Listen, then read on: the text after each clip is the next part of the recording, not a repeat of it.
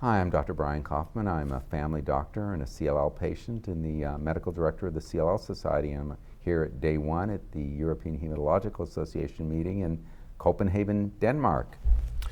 Hi Brian, George Follows. I'm a haematology consultant in Cambridge, UK.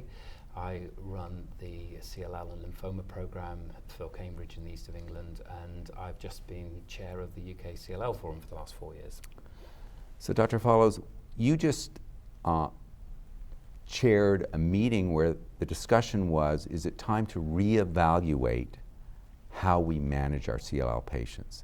And there was a lot of data and a lot of opinions presented. I wonder if you could kind of put that together in a kind of a patient-friendly way, if a lot of stuff, but what was your bottom line out of that? Well, so CLL really is changing, as you know, Brian. It's remarkable from a patient perspective, from a clinician's perspective. When I did my first job in haematology, well, we had chlorambucil and fludarabine, and if you were brave, you'd put a bit of alkylator, so fludarabine, cyclophosphamide. But things change, and things change rapidly. And it's not just the therapeutic landscape, it's what's going on in the lab, how we are working out which patient benefits most from which approach. And it's why CLL has gone really from a general hematology type disease managed in a lot of different smaller centres, and why it's becoming more and more of a specialist area. And that's not just in clinical trial practice, but also in how patients are managed off trial. What specialist centres are delivering is sort of changing the landscape for our patients. I always say that CLL is not one disease, but multiple diseases, and you really have to know what brand or flavor of CLL you have to get the right treatment. Oh, absolutely, and that goes right to the nub of the laboratory advances, because if we go back, it's 15 years now, CLL was CLL. Doctors knew that some patients did worse than other patients. Yet now we know that with more detailed genetic analysis, we can split patients. We can split those who have mutations in this particular immunoglobulin chain. We call it the immunoglobulin variable heavy chain. Those patients who are unmutated clearly have a worse outlook, particularly with traditional therapies, compared with those who are mutated at that locus. And that's just one thing. We know a lot about. And that was the work that the late Dr. Terry Hamlin originally did, which really was a breakthrough in our understanding of CLL. Yes, absolutely. So parallel papers published 99 from memory, which really did change how we thought about CLL. And so biologically, that split still holds, the mutated patient versus the unmutated. But superimposed on that, we know a lot about genetic variability. So I always try and say to my patients, this is not genetics that you are born with, this is genetics in your leukemia. Because we know that cancer really is a disease of DNA. And of course, all cancers are very different, but within one disease like CLL, there are a lot of different genetic changes. So these can be losses of DNA, they can be amplifications, extra copies of whole chromosomes. It can be little tiny bits where you have mutations of just one molecule in the DNA that changes a protein completely. And there are different ends of the spectrum. There are some which are actually good, and the one that we hear thrown around quite a lot is 13q deletion. What does that mean? It just means the long arm of chromosome 13 is missing.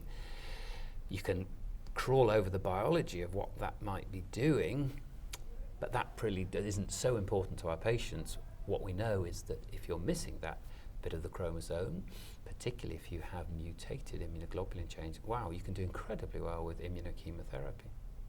But at the other end of the spectrum, if you are missing the small chromosome of 17, so that's 17p, or if you have mutations in the gene that's hiding away on that chromosome, the TP53, well, we know those patients do very badly with standard therapies, and they very much need a different approach with some of these novel treatments.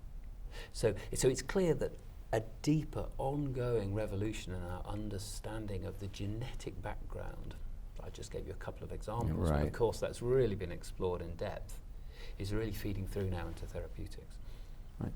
And this is an argument not only to follow the guidelines in terms of having at least fluorescent in situ hybridization, at least the FISH testing before you start treatment, but also seems to me to be an argument where you started of the importance of at least getting a second opinion for someone who's an expert in CLL, who understands this importance of knowing the subtype of CLL you have in terms of its therapy.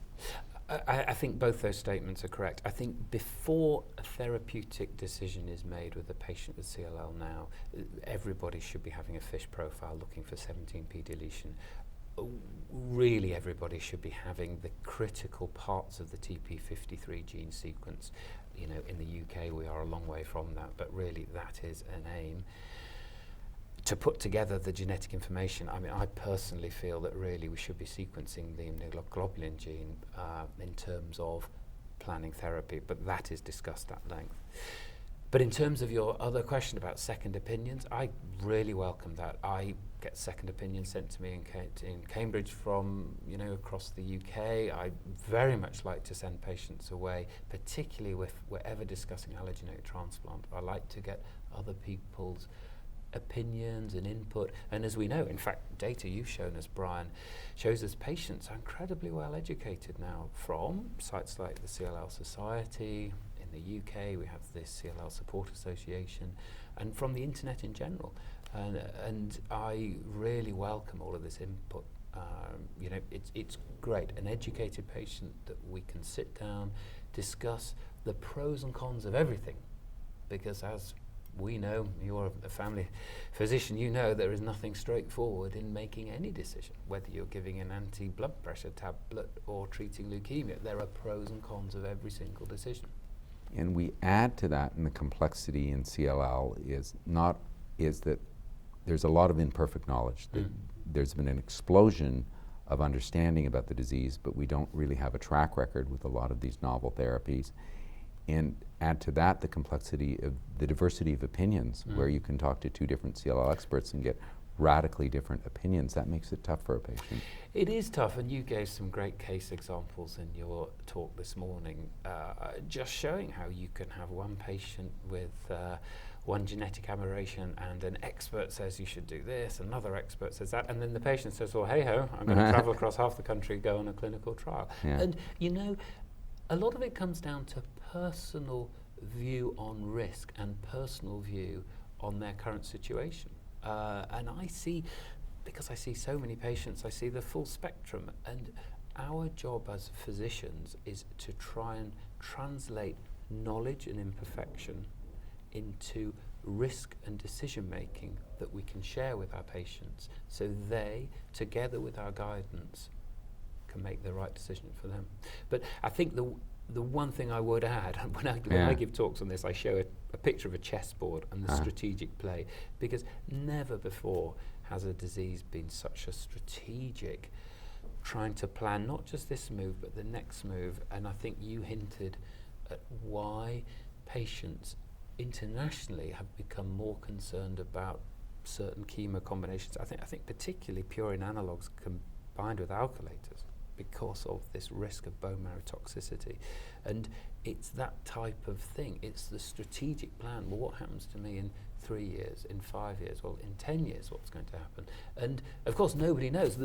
Even the best expert on the planet is not going to be able to predict where all of these novel agents fit in 5 years, in 10 years. Will they fit together? Will they fit as interesting combinations that we haven't yet envisaged? And any final thoughts or words of advice you'd give to a CLL patient based on what's happening at ASCO last week and EHA this week? I think in everyday clinical practice going on around the world at the moment, talk to your clinician, be open, have conversations. Don't be afraid of taking information that you've taken from websites or conferences and have open discussions. The clinician that doesn't want to have an open discussion perhaps isn't the clinician you want managing your care. And that's not a very controversial statement. That's just a statement of fact.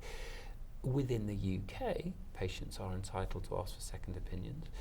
I mean, in the UK, we actually have this system of multidisciplinary team meeting where everybody's case is reviewed with central discussion and review at a cancer centre. So I review cases from across the east of England without individually seeing the patient. But if the patient themselves says, hang on, I'm just not sure, my clinician is perhaps so up to speed with all the CLL things, if they're not running trials and I want to go for trials, you can always ask to be referred on to and see somebody perhaps who's living deep in the world of CLL a bit more. And there's even data out of Mayo Clinic that suggests if you have a CLL expert on your team that you live a little longer. Yeah, so that is challenging data. Of course, physicians feel nervous about being challenged. It's difficult as I sort of hesitate to sort of proclaim myself as a CLL expert. But, I would naturally sort of be supportive of that type of statement. But I've seen it data. It is a little self-serving coming from Mayo Clinic, but it's still very interesting. There's even data that patients do better in clinical trials with the same therapy that they would get outside of a clinical trial, because I think you're watched more carefully. And you are watched more carefully. But, as the example you gave, a patient prepared to fly across half of the states to get a clinical trial, there is always a degree of pre-selection. The most motivated, involved patients. And my goodness, we know that from general practice. If you're motivated, you're engaged, you're the one who's got the telephone number for the nurses and the helpline, and you get on well, you get advice. Whereas we know out there are patients who just aren't quite as engaged, and they come in having been ill at home for 3 days, and it's, I couldn't find the contact numbers, or so clinical trials will always get the best patients, and I think have a tendency to get the best results, but well, that's the way it is. I've learned a lot from our conversation. Thank you so much. Thank you for all you do for the patients. I appreciate it so much. Thanks. Thank you. Good.